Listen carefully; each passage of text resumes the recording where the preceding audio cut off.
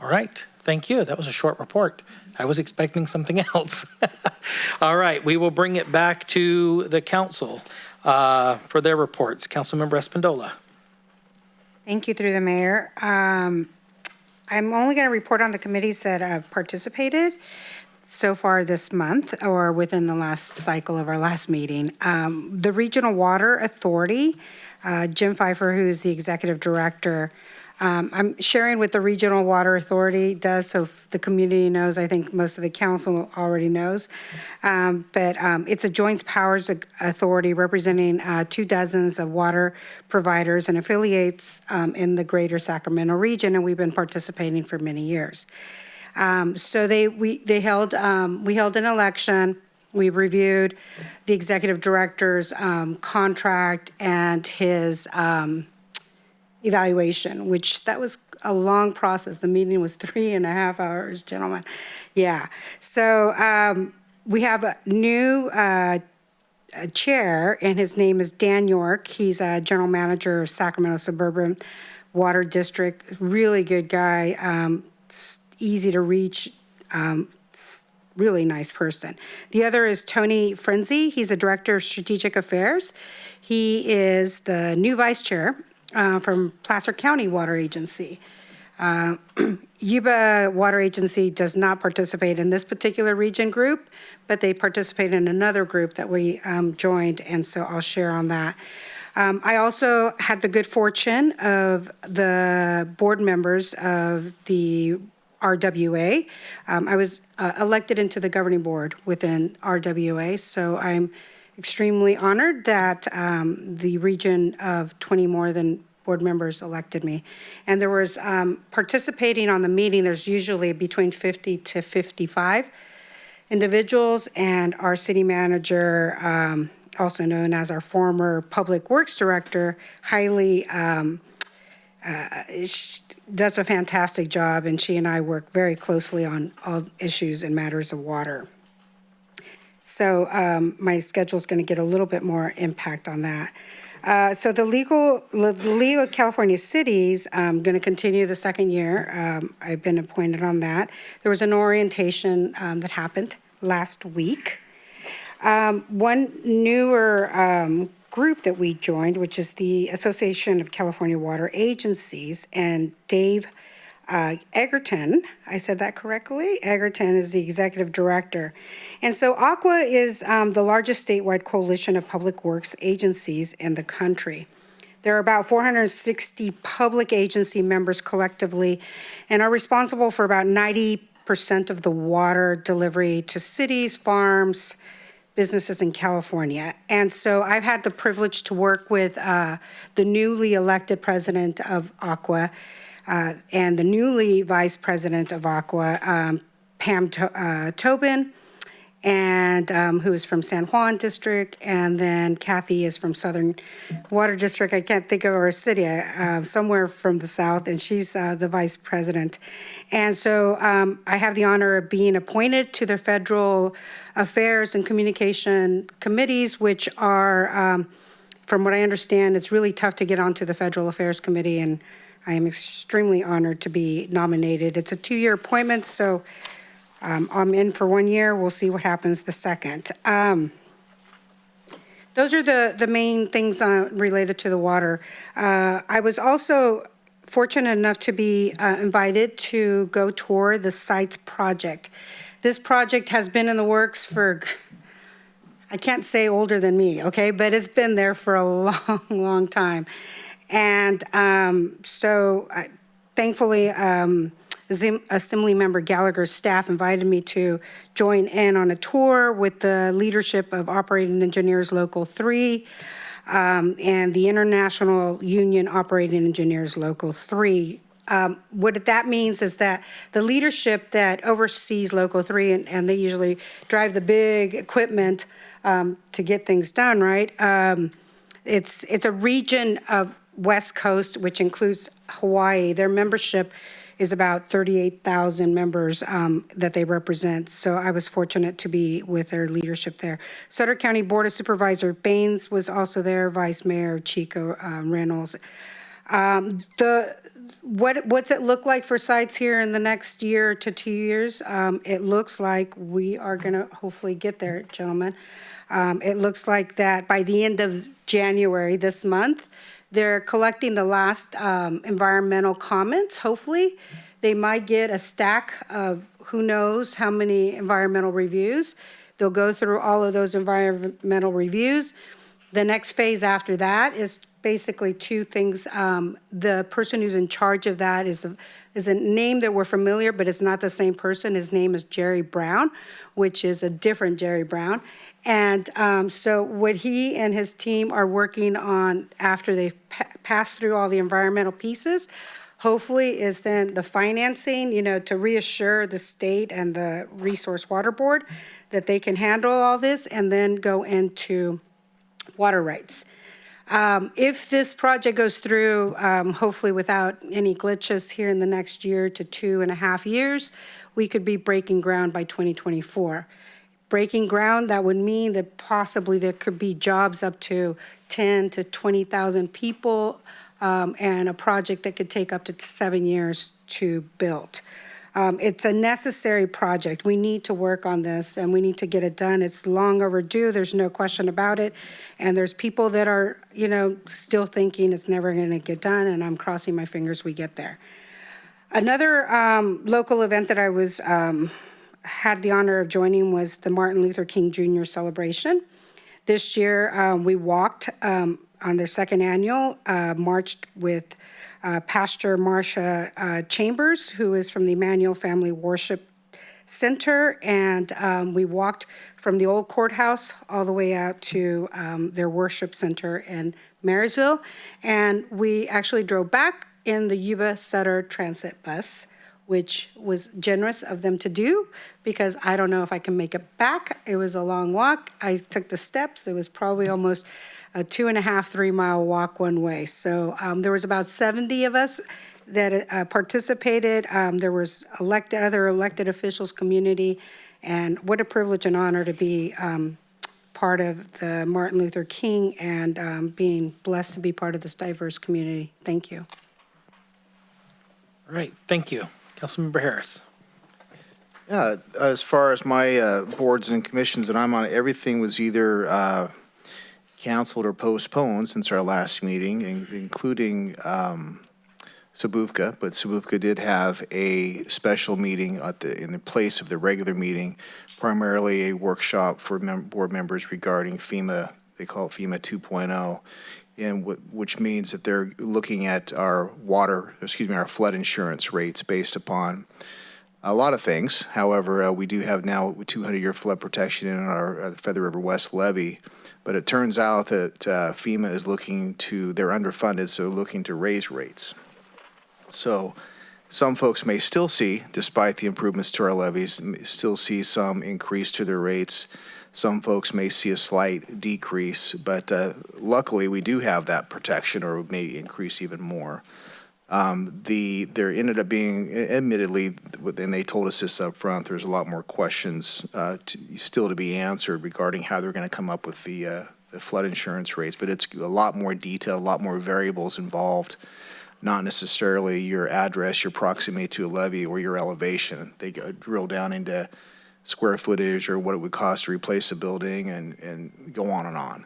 So there are still a lot of questions, but we did have a workshop on that just to bring us up to speed on what's been answered so far. I was surprised to learn that, all the work we put in for the flood protection rates may actually end up going up a little bit in some cases.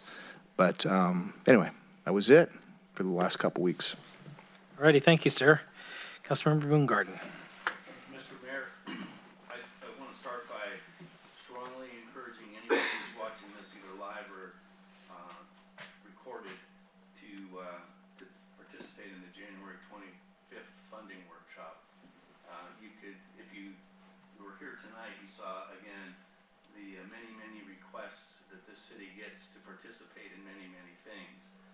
And I think that what happens, and I'll talk a little bit about the governor's budget here in a second, but what happens is people see all this money coming to the city and they're not really as familiar as they should be in regards to how that money can be spent. There's guardrails around portions of it, and very enlightening to groups if they have a rep or themselves to come and listen. And are we going to Zoom that as well?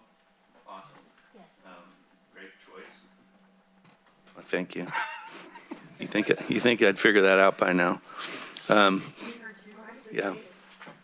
The public didn't, though. Anyway, show up to the January 25th funding workshop or Zoom in.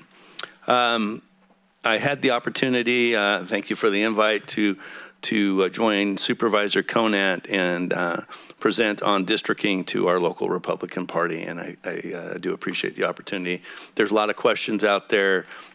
Even as I've sat here, my phone's been blowing off the hook, what's going on, what's this mean, et cetera. So I do think we probably need to do a little bit of outreach when this thing's all finalized in regards to what does this all mean. I attended LAFCO, and we appointed Don Cochran as the chair and Rupinder Jawanda as the vice chair. They continued. There was 3 real important annexations. One of them involved the county, so that's the Sutter Ranch Annex. That's the east side of Sutter. There's been a fair amount of discussion about that. It's 81 acres, but that was annexed into the Sutter Community Services District. As it relates to the city of Yuba City, we had 2 annexations into the city that total about 300 and looks like 63 acres into the city. One was the Baines annexation, and that's basically in the Lincoln East Pacific Plan. It's on the east side of the city. George Washington, Lincoln, Bogue Road, and Sanborn are general perimeters.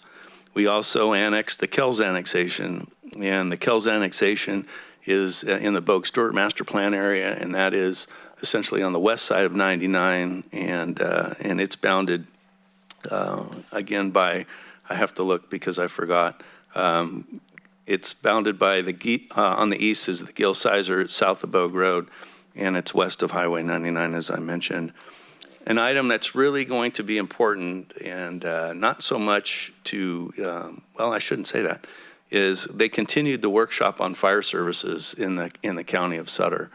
And I'll be the first to say that I'm deeply concerned about what's going on with the county's volunteer fire services. I'm not throwing shade on their fire department at all. I think they've stepped up quite a bit, and they're doing great things. However, they are primarily a volunteer-based fire department. They have professional firefighters who I've worked alongside and have a lot of respect for. But when you are trying to hire people in today's environment, full-time people, or try to attract volunteers, it's very difficult. So as this municipal service review, if you will, on the fire service comes through the LAFCO, I just signal that to us. What's that matter to Yuba City? We share back and forth all the time with the county fire department. Our engines go to some of their calls, their engines go to some of our calls. So anything that potentially degrades whatever it is they're providing out there has a potential to either draw more from us, which could impact Yuba City, or impact their ability to come and help us. So it's an important deal, I think, and we need to make sure that we're seated at the table. League of California Cities, along with Councilwoman Espandola, I received a presidential appointment to the Transportation, Communications, and Public Works Committee. Obviously, they take care of transportation, communications, and public works. And I think that the public works, especially in light of some of the infrastructure money that's coming down, it'll be good to have a connection with these policy committees. I actually served on that committee about 11 years ago, when I was there representing the state's fire chiefs. And so I was pleased to be able to get back that and bring what I can back to the city of Yuba City.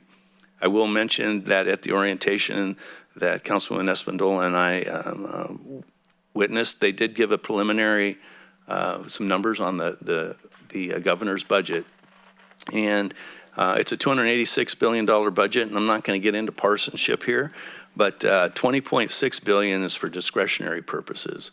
And a highlight for me is that, again, a lot of this is going to be one-time money, and that's great. And if for those who can afford the opportunity to take the one-time money, as long as they're cognizant of the fact that one-time money is one-time money.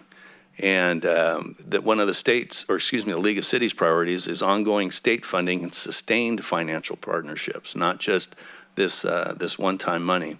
I would signal, because homelessness is an issue. I think we heard earlier today that there's been some surveys, and homelessness is a top-of-mind issue.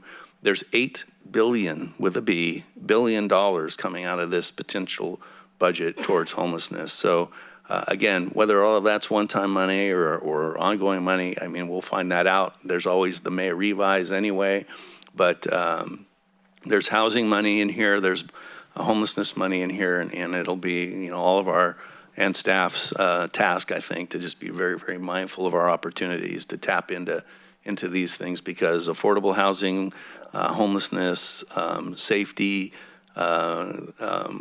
the supply chain, et cetera, are all things that are highlighted in this budget. With that, I think I will conclude my comments by go Pack, go. And I just made a lot of enemies. Oh, thank you. Is there a way to scratch that last comment from the record by any chance? So, no, Mr. Vice Mayor. Thank you, Mayor. I'd like to start by saying Happy New Year. It's great to see everybody. It's great to be back. Let's start off with Sabufka. I listened in on some of that, and Councilman Harris touched on most of it. What was surprising was to hear that FEMA is $20 billion with a B in the red. And so that brought up questions of what rates would look like. And so mosquito, pretty quiet, other than we got a presentation on the portfolio performance for the last year. And they've got a nice, healthy 18.4% return, so they're really happy with what's going on with mosquito. The rest of it was just business. I was asked, and I had the privilege to address the Realtors Association on events in the city, and I asked for 45 minutes, and they gave me 8. And it's really hard to talk about all the things that are happening in Yuba City in 8 minutes. And I think I got most of it. It's really hard because there's so much things going on. And hopefully they were as excited as I was. I think I might have bored them a little bit when I talked about redistricting. And speaking about redistricting, I am excited about that. And I'm excited that we had some participation on that tonight. I think that was a genuine question. I thought our attorney and the other gentleman in the room did a great job answering it. But hopefully I'm going to look forward to following up on that individual with that question. And that's pretty much it. I would like to conclude this with go Niners. Now we have 2 comments we need to strike from the record. So, all right, I will keep my comments very brief tonight because my boys are already at home watching the games going forward. As I said earlier, I'm signed up for Cap to Cap, and they've already got me plugged into the 2 committees that I served on last time, which is Economic Development and Public Safety. So I look forward to continuing that. With what the Vice Mayor said, as far as, sharing with people what's going on, I am doing, and myself and the Vice Mayor is doing something that Mayor Harris did when he was mayor. We have a Mayor City bus tour starting next week. We've sent out invitations. We just about have a full bus. And the purpose of that is to let the people in the city know that are plugged in, the realtors, the lenders, the, different people that need to know and help get the word out of all the good things that's going on in this city. So that'll be occurring next week as well. The last few weeks, I've actually been out of state at my ranch working on the stuff I needed to there. But I did make it back in time and was asked to speak at Adventure Church on Sunday morning. They celebrated their 10 years being in existence. And so congratulations, Pastor Greg and that entire congregation. And it was a great honor for me to be there and participate with Assemblyman Gallagher to congratulate you guys. Last final things, I want to give a huge, I don't know if you want to call it shout out or just an acknowledgement to our fire department. It was on social media, and I checked in with Chief Alexander, but we had a medical emergency with one of our personnel, and if it hadn't have been for the quick reaction of the captain and the fire teams, they basically saved the life of one of our employees, one of our team members. So huge thank you, shout out to the entire FD team, those particular crew members, and want to send, I'm sure, from this entire council, well wishes, prayers, thoughts to our fireman that is on the men's. So, Chief, if you will carry that forward, we'd greatly appreciate that. I will close with going back to homelessness. And we started, it's kind of ironic, you hear about it brought up. We started tonight about Home Key. And I'm just going to take the liberty here because Ms. Langley and myself just talked about this this morning. But the city is committed to doing something about the homeless issue and affordable housing. We have been committed for some time. And, you know, as we've talked about, you know, a lot of the money that comes through is one-time money. We've got to look at what's the best use of that. How do we put things together? And a lot of times we get focused on the short-term goals, just seeing instant results. And per our conversation this morning, I would like for us to come back in the next few months. Maybe we can get some input from some of our team that deals directly with the homeless crisis here. But really focus on what does a long-term strategy look like? How do we take the money that we have and put it together to make a real impact and not just, as they call it, a flash in the pan? And I think that gets back to what this council's talked about over time. We're not about one-time results. We really are looking for something that's long-lasting. And I know that initially we had a homeless workshop. We were talking about doing it, but with all the changes, we just kind of held off. But I do think that the time to have that is now. And I'd like for us to bring that back in the next couple of months and really put our thinking hats on as far as what is some long-term solutions to this. And, you know, dream, think outside of the box, because we know that it's only continuing to be a bigger problem every year. And, you know, there's a lot of great work going on, but this is a problem that continues to grow. So how can we tackle this as a city? And let's further, you know, show our commitment to our community that we hear them and we want to do something about this. So let's have this workshop in the next few months. And if we could do that, Ms. Langley, that would be, I think the council would all agree it'd be what we need to do. So with that, if there's no other business to come before this council, then I will consider us adjourned.